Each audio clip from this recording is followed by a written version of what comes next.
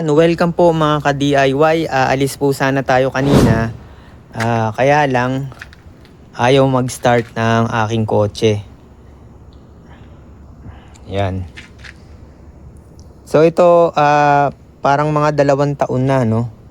Parang mas mababa yung lifespan niya ngayon compare sa unang nabili ko na Dynapower. Balikan natin yung last time na nagpalit ako ng battery.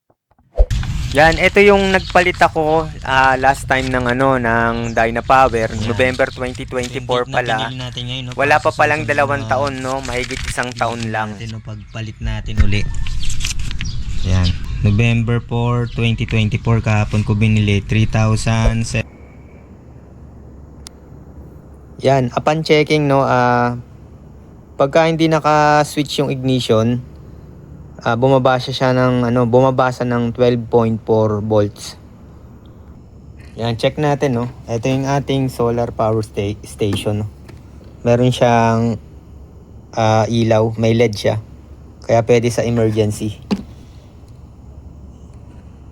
Yan, i-test natin. So yung ating digital tester nakaset sa 20 volts DC. Ayan. Then ito yung positive terminal, negative terminal. I-check natin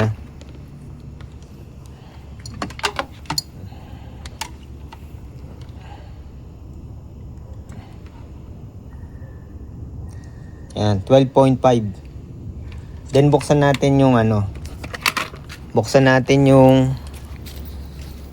switch natin yung ignition.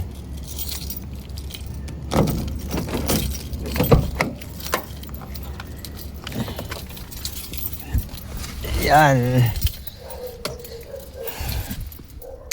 So manual nga pala to. Yan. So yan, naka-switch na, no, umilaw na tong door. Sumilaw na rin yung sa stereo.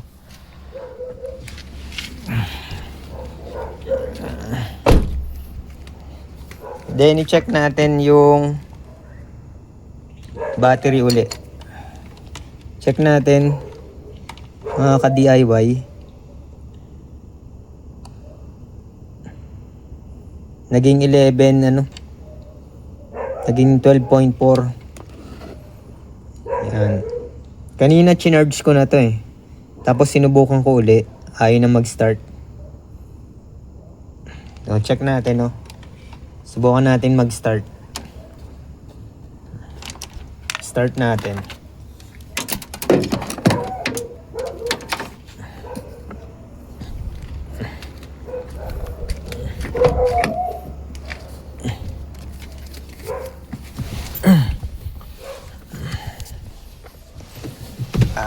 Manual to, kaya yung clutch ang pinipress dito. Then turn on ignition. Naka-turn on. Ganyan yung nangyayari.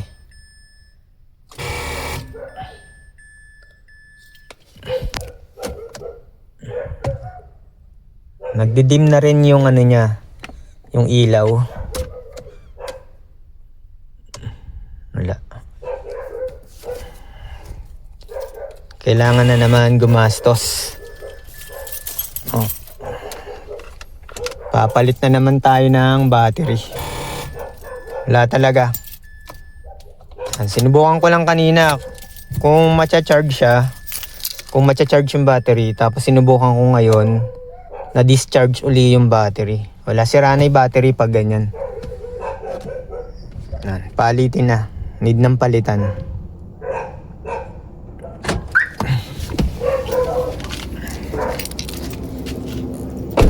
Yan. Ito yung ating solar power station. Okay naman yung terminal, no? Mahigpit. Kailangan ng palitan. So, hindi magagamit. Yan mga ka-DIY, nag-order na ako sa Shopee.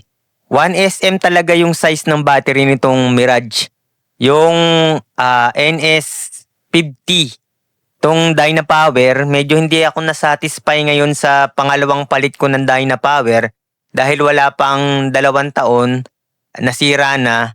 Di tulad nung unang Dynapower, umabot pa siya ng mahigit 2 taon, parang 2 years and 1 month or 2 months bago ako nagpalit. Pero ngayon, dapat magdadalawang taon to sa November 24, 2026.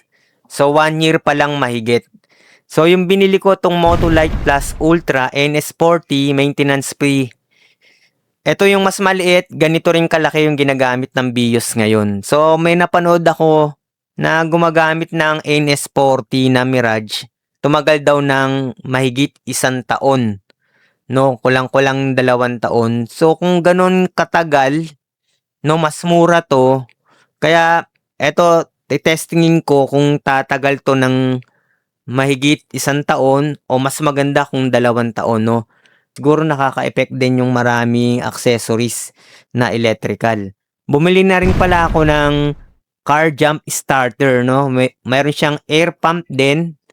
Then nakuha ko siya ng 919, no. Gumamit ako ng YouTube voucher. Ganun din sa battery.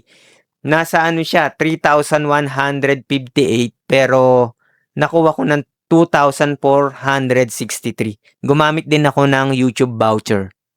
Yan, maraming salamat. Update ko na lang kayo pag dumating na tong mga item. At ibablog ko rin to kung gaano katagal to tatagal dito sa Mirage ko. No? Ang Mirage ko nga pala ay 2015 hatchback GLX. Yan, so yan lang po mga mga ka-DIY. Hanggang sa muli, maraming salamat.